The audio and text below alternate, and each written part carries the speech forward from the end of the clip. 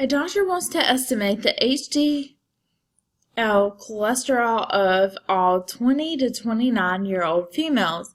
How many subjects are needed to estimate the HDL cholesterol within 2 points with 99% confidence, assuming the sample standard deviation is equal to 14.2 based on earlier studies? So first, let's think about our formula here, which is N equals parentheses Z sub alpha over 2.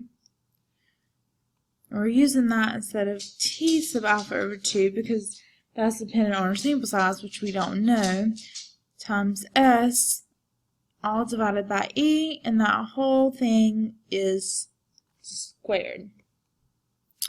So we know S, E within 2 points, so this is just E. So E is equal to 2, and then we need to find Z sub alpha over 2. So again, if we think about this, so we have our 0.99,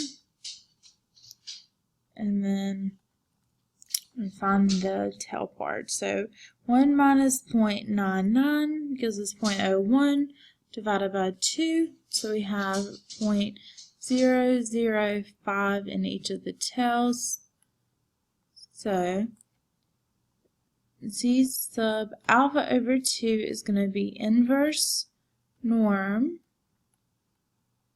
of 0.005 plus 0.99, comma 0, comma 1.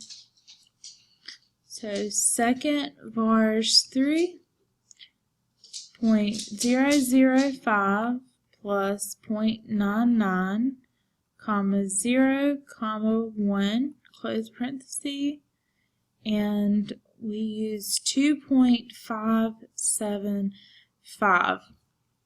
So that's kind of the common standard here that we use. I know that if you round that, you would use 2.58, so maybe a little bit off there, and that's what that comes from. If you get those wrong on a test or something, I'll go back and double check them. So if you go back and notice you have those wrong on a test, just let me know, and I'll go back and check those on your final there. So that's what we're going to use for our Z sub alpha over 2. So let's plug in everything we have now. So we have 2.575 times 14.2 all divided by 2, and that whole thing is squared. So let's type that in. So 2.575 times 14.2, enter, divided by 2, enter, squared, enter. So we get approximately 34.2498. So we always round up. So in this case, you would need to look at 335 subjects.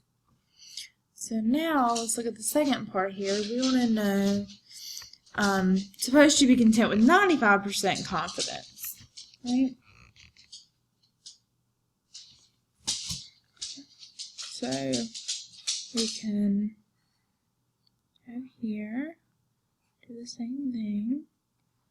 So 0.95, so we're left over with 0.05 divided by 2. So this is 0.025.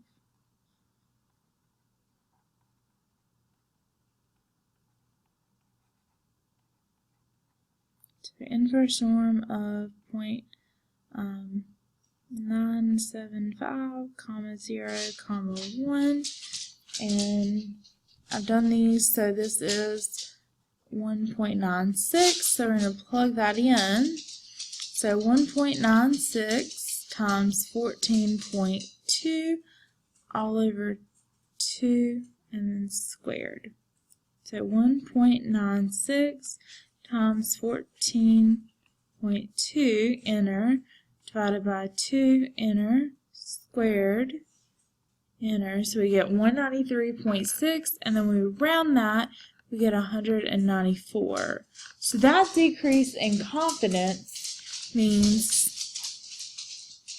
that we can decrease the required sample size. Right.